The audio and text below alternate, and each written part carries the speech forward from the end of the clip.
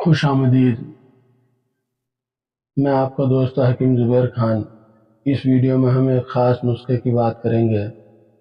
दोस्तों, इस नुस्खे को भरोसे के साथ शिफा की नीयत से खाते रहें तो पूरे जिस्म का कायाकल्प हो जाता है। इस नुस्खे के फ़ायदे गिनाएं तो वीडियो बहुत लंबा हो जाएगा।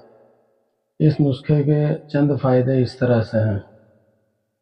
इस नुस्खे के इस्तेमाल से जिस्म में कहीं भी दर्द हो आपको राहत मिलेगी। घुटना दर्द, कमर दर्द, गर्दन के दर्द में राहत देता है। खून में बढ़ी हुई चर्बी, मोटा खून, खून में किसी भी प्रकार का इन्फेक्शन हो दूर करने में मदद करता है।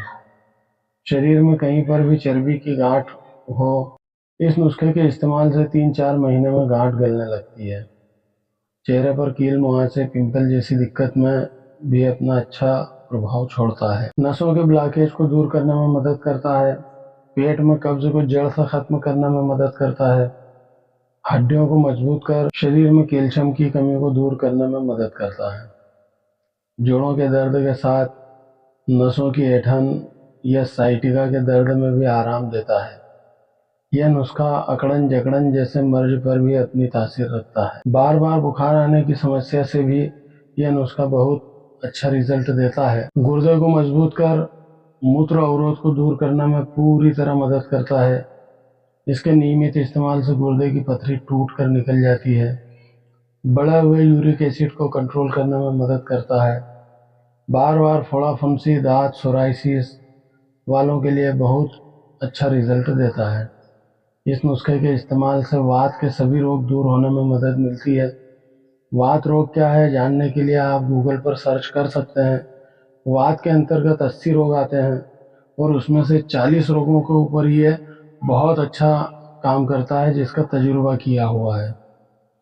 इस नुस्खे में डलने वाली सभी औषधियाँ पंसारी के यहाँ आसानी से मिल जाती है। चलते हैं दोस्तों नुस्खे की तरफ। इसमें पहला इंग्रेडिएंट्स है गिलोय। गिलोय को आयुर्वेद में अमृता कहा गया है। पूरे शरीर पर पॉजिटिव असर रखती है। इम्यूनिटी को बूस्ट करने में मदद करती है। गोखरू गोखरू गुर्दे को ताकत देता है, मूत्र अवरोध को दूर करता है, पेशाब की जलन दूर करने में मदद करता है और पथरी का नाश करता है, पथरी को तोड़कर निकालता है। मेथी दाना हमारे दादा दादी, नाना नानी के ज़माने से इसका प्रयोग किया जाता है। जोड़ों के दर्द, गठिया, शुगर जैसी दिक्कत में अपना बहुत अच्छा प्रभाव रखती है। काली जीरी, नुस्खे में काली जीरी का प्रयोग किया गया है। काली जीरी खून को साफ करती है, खून में जमा गंदगी को बाहर करती है, ब्लॉकेज से बचाती है और खून को पतला करती है। हार सिंगार परिजात इसका दूसरा नाम है। कहते हैं कोई व्यक्ति इतनी जकड़न हो कि वो बिस्तर से उठ ही नहीं पाता, पूरा शरीर अकड़ गया हो, ऐसे में हार सिंगार का इस्तेमाल करने से ठीक हो जाता है। इसके बाद अजवाइन डाली जाती है। नुस्खे में अजवाइन का प्रयोग भी किया गया है।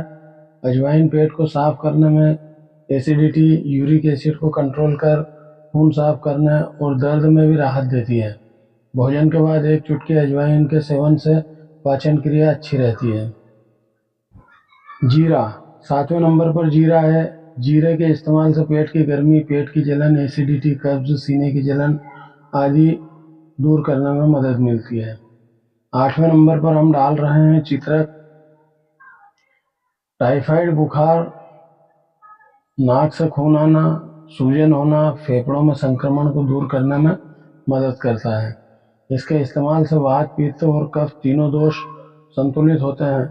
दोस्तों, घर पर आसानी से बनने वाले इस नुस्खे में बहुत फायदे हैं।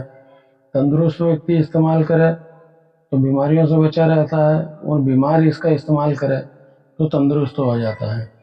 नुस्खे में सभी औषधि बराबर मात्रा में लेना है। परहेज में खटाई पूरी तरह बंद कर दें। होटल की तली भुनी चीज़ें बंद कर दें।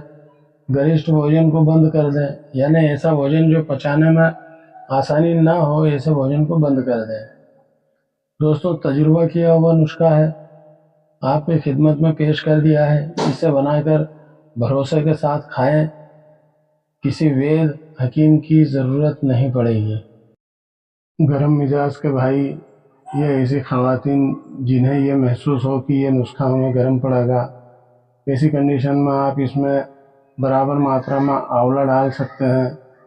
आंवला डालने से कोई नुकसान नहीं है और आंवला आयुर्वेद में रसायन कहलाया है। बहुत ही उम्दा रिज़ल्ट मिलते हैं आंवला से भी। तो आप इसमें आंवला भी डाल देंगे, नुस्खे पर कोई फ़र्क नहीं पड़ेगा। तो जो भाई आंवला डालकर बनाना चाहें वे आंवला भी डालकर बना सकते हैं। आंवले से डाइजेशन भी ठीक रहेगा। अगर किसी को ये लगे कि गर्म है तो वो गर्मी भी उसकी कम हो जाएगी। तो ये था नुस्खा मेरे दोस्तों, कई बार का आजमाया हुआ है। आप भी बनाइए, खाइए, फ़ायदा उठाइए और उन चीज़ को अपनी दुआओं में याद रखिए।